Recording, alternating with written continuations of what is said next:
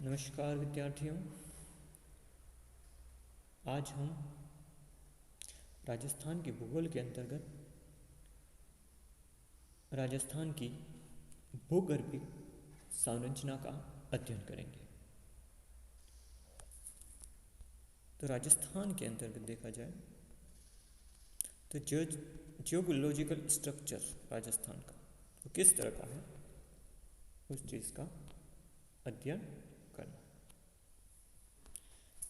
राजस्थान में बात की जाए भूगर्भिक संरचना की, तो यहाँ भारत के अन्य प्रदेशों की तुलना में विशिष्ट है भूगर्भिक संरचना, क्योंकि यहाँ एक और प्राचीनतम प्री कैम्ब्रियन युग की शैलों से युक्त अरावली पर्वतमाला है, तो दूसरी ओर अत्याधुनिक वायु द्वारा जमा की गई मृदा यहाँ मिलती है। राजस्थान की भूगर्भिक संरचना की प्रमुख विशेषता यह है कि यहाँ आर्कियन तथा प्री कैम्ब्रियन युग की संरचना साथ साथ दृष्टिगोचर होती है। तो ये साथ साथ दृष्टिगत होती है। राजस्थान की भूगर्भिक संरचना में भौमिकीय कालानुक्रम में परिवर्तन आए हैं, जो यहाँ की शैल संरचना से स्पष्ट होते हैं। यहाँ की भूगर्भिक संरचना का वर्णन क्रमशः आद्य महाकल्प, पुराजीवी महाकल्प, प्राग्जीवी महाकल्प एवं नवजीवी महाकल्प भूगर्भिक युगों के रूप में किया जा सकता है। नवीनतम कल्प 10 लाख वर्ष पूर्व का है, जबकि आद्य महाकल्प 4250 से 45,000 लाख वर्ष प्राचीन। तो इस तरह नवीनतम कल्प और आद्य कल्प, इसमें बहुत बड़ा अंतर है। राजस्थान की भूगर्भिक संरचना में सबसे अधिक मिश्रित चट्टानें मिलती हैं। इसकी भूगर्भिक संरचना एवं निर्माण को देखा जाए तो निम्नांकित भागों में बांट सकते हैं। 4 भाग हैं, सामने दिख रहा है आपको। एक है आद्य महाकल्प, पहला भाग। दूसरा है पुराजीवी महाकल्प, तीसरा है मध्यजीवी महाकल्प और चौथा है नवजीवी महाकल्प। इस तरह हम 4 भागों में बांट करके राजस्थान की भूगर्भिक संरचना और उसके निर्माण को समझ सकते हैं। पहला भाग है आद्य महाकल्प। आद्य महाकल्प की बात की जाए राजस्थान में, तो आद्य महाकल्प को 2 रूपों में बांट करके इसका अध्ययन कर सकते हैं। एक अरावली पूर्व यानी प्री अरावली या प्री कैम्ब्रियन कल्प, और दूसरा है कैम्ब्रियन कल्प। तो इसको 2 भागों में बांट करके अध्ययन कर सकते हैं। आद्य कल्प को पहला है अरावली पूर्व, इसको प्री अरावली अथवा प्री कैम्ब्रियन कल्प भी कहा जाता है। अब इस कल्प में अरावली, सतपुड़ा और विंध्याचल पर्वतों का उद्भव हुआ, इसका नाम है अरावली पूर्व। तो अरावली पर्वत, सतपुड़ा पर्वत और विंध्याचल पर्वतों का उद्भव जो हुआ है वो अरावली पूर्व कल्प में ही हुआ, जो कि वर्तमान में ये अवशिष्ट पर्वत के रूप में विद्यमान है। यह शैल समूह विश्व का सबसे प्राचीनतम है। जो अरावली पर्वत समूह है वो विश्व की प्राचीनतम शैल समूह में से। यह शैल समूह उत्तर पूर्व में दिल्ली से लेकर दक्षिण पश्चिम में गुजरात की खंभात की खाड़ी तक विस्तृत है। इन अरावली पर्वतों का उत्थान पूर्व कैम्ब्रियन काल में ही हुआ था, लेकिन दिल्ली समूह के निक्षेपण के पश्चात इनका पुनर्नवीकरण हुआ है। अरावली पर्वतमाला के मध्य में विशाल समअभिव्यक्ति है। इस समअभिव्यक्ति में दिल्ली और अरावली समूह की चट्टानें पाई जाती हैं, इसलिए इसको 2 वर्गों में भी रख सकते हैं। अरावली पूर्व को 2 वर्गों में रख सकते हैं, दिल्ली समूह और रायलो समूह। तो इस तरह इसके भी 2 उपभाग किए गए। दूसरा भाग आता है कैम्ब्रियन कल्फ। जो आद्य महाकल्प को दो भागों में बांटा था, पहला अरावली पूर्व और दूसरा आता है कैम्ब्रियन कल्फ। तो कैम्ब्रियन कल्फ में देखा जाए तो इस कल्फ में अरावली महासमूह की पट्टित निस चट्टानों के ऊपर स्थित शैलों को अरावली महासमूह में रखा गया है, जिसमें फाइराइट्स, क्वार्ट्जाइट, डोलोमाइट्स और संकुटिकाश शैलें पाई जाती हैं। कैम्ब्रियन यूइन इन अरावली महासमूह के विभिन्न शैल समूह को संरचना के आधार पर दो भागों में बांट सकते हैं। कैम्ब्रियन समूह को भी दो भागों में बांट सकते हैं, एक जाडोल समूह और एक उदयपुर समूह।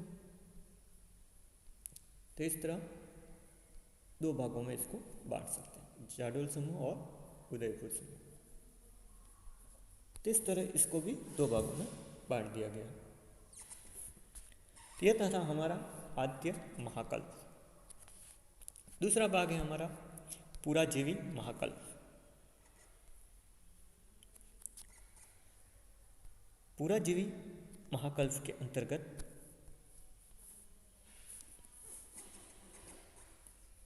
इस कल्प में क्या होता है, पृथ्वी तल पर जीवों की उत्पत्ति हुई, अतः इससे जीवों का उषाकाल कहा जाता है। पुराजीवी महाकल्प को जीवों का उषाकाल भी कहा जाता है।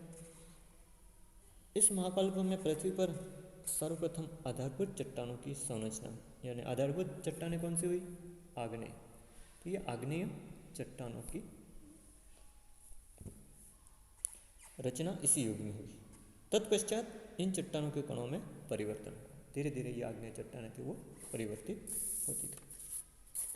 अगर बात की जाए पुराजीवी महाकल्प की, इस महाकल्प को निम्नांकित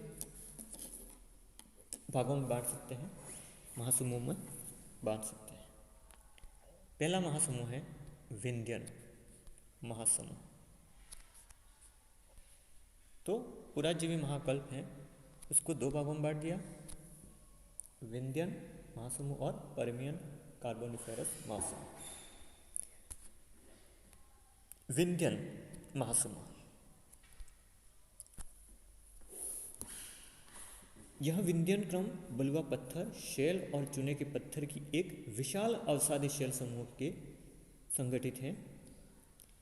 तो अवसादी शैल समूह में संगठित रही, जिसकी मोटाई लगभग 12,000 मीटर के लगभग है, 12 से 13,000 मीटर। और यह शैल समूह झारखंड के सासाराम व रोहतास पठार से अरावली श्रृंखला में चित्तौड़गढ़ तक की बहुत बड़ी भूखंड पर फैला है। इसमें बुंदेलखंड का केंद्रीय भूभाग अपवाद स्वरूप है, वो इसको छोड़ दिया। विंध्याचल पर्वत में सुविकसित होने के कारण इसका नाम क्या रखा गया, विंध्य श्रेणी नाम दिया गया, विंध्य समूह। विंध्याचल पर्वत के आधार पर विंध्यन महासमूह की बात की जाए तो इसकी शैलों को अलग अलग समूहों में बांटा गया, अलग अलग उपवर्गों में बांटा गया। जैसे राजस्थान की बात की जाए तो राजस्थान में बंडेर समूह, रीवा समूह, कैमूर समूह, सेमरी समूह आदि में बांटा जा सकता है। तो इस तरह राजस्थान में भी इसको उपभागों में बांटा है। ये तो पुराजीवी महाकल्प का पहला भाग था, विंध्यन महासमूह। दूसरा भाग है पर्मियन कार्बोनिफेरस महासमूह। पुराजीवी महाकल्प के अंतिम चरण में पर्मियन और कार्बोनिफेरस युग में कुछ शैल बेड का अवसादन हुआ, जिन्हें दो भागों में बांट, एक तो बाप बॉर्डर फेड, बाप बॉर्डर बेड, जो कि जोधपुर के बाप गांव के आसपास है। ये बाप गांव नाम है, इसी के आधार पर बाप बॉर्डर बेड नाम रखा। और दूसरा है भादुरा, ये भी भादुरा बालूकाश में, जो जोधपुर के भादुरा गांव के नाम के आधार पर इसका नाम रखा। तो इस तरह इस युग में इन दो भागों में बांटा है इस महासमूह को, बाप बॉर्डर और भादुरा बालूकाश। तो ये था हमारा दूसरा भाग, जिसका नाम है पुराजीवी महाकल्प। तीसरा मध्यजीवी महाकल्प। तीसरा महाकल्प है मध्यजीवी महाकल्प। इस महाकल्प में राजस्थान के पश्चिमी भाग में समुद्र का प्रचार माना जाता है, क्योंकि पश्चिम भाग में जहाँ थार का मरुस्थल है वहाँ पहले समुद्री भाग माना जाता था। इस समय में राजस्थान की जैसलमेर और बाड़मेर जिले के शेल समूह का अवसाद हुआ था। इस महाकल्प में जुरेसिक और ब्रिटिशियस चट्टानों का निर्माण हुआ। मध्यजीवी महाकल्प के अंतर्गत जुरेसिक और ब्रिटिशियस चट्टानों का निर्माण हुआ। इसके अलावा इस महाकल्प के शेल समूह हैं वो जैसलमेर बाड़मेर के अलावा बीकानेर के पलाना और शेर गंगानगर के सूरतगढ़ क्षेत्र में मिलते हैं। इस समय परतदार अवसाद चट्टानों का निर्माण हुआ। किस समय? मध्यजीवी महाकल्प। तो ये मध्यजीवी महाकल्प का भाग था। चौथा है हमारा नवजीवी महाकल्प। नवजीवी महाकल्प, इस महाकल्प को हिमानी घटनाओं, जीवाश्म, हिमालय की उत्थान आदि घटनाएं घटित हुई, इसके आधार पर दो भागों में बांट सकते हैं। तृतीय कल्प और चतुर्थ कल्प, दो भागों में बांट सकते हैं। नवजीवी महाकल्प को कितने भागों में बांटा है? दो भागों में, तृतीय कल्प और चतुर्थ कल्प। तो हम ले लेते हैं तृतीय कल्प। इस कल्प के शेल समूह मुख्यतः नागौर, बीकानेर, जैसलमेर और बाड़मेर जिले में नरम बालुकाश, जीवाश्म युक्त चूने का पत्थर, बेंटोनिटिक मृदाएं, मुल्तानी मिट्टी, लिग्नाइट आदि के रूप में विद्यमान। तो नागौर, बीकानेर, जैसलमेर, बाड़मेर आदि जिलों में ये विद्यमान। इसी तरह दूसरा भाग है हमारा चतुर्थ कल्प, क्वार्टर लाइन पीरियड है। इस कल्प के अंतर्गत देखें तो विकसित शेल समूह मुख्यतया भूभागों पर नदियों, नालों और हवा द्वारा एवं हिमवाहित संकुटकाश में जलोढ़ और बालू रेत का निर्माण करते हैं। इस कल्प का शेल समूह है वो मानव के लिए बहुत ही अधिक उपयोगी। इस प्रकार की चट्टान देखी जाए तो जैसलमेर, बाड़मेर, जोधपुर, बांसवाड़ा, डूंगरपुर आदि क्षेत्रों में पाई जाती है। राजस्थान में दक्कन ट्रैप के जमाव दक्षिणी पूर्वी भाग में हाड़ौती के पठार भाग में मिलते हैं।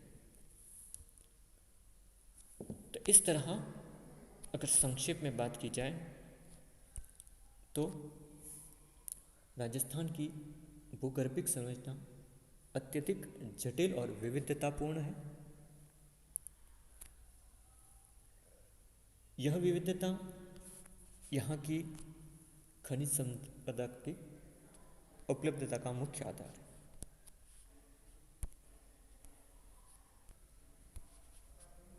तो इस प्रकार भूगर्भिक संरचना का हमने अध्ययन किया। Thank you.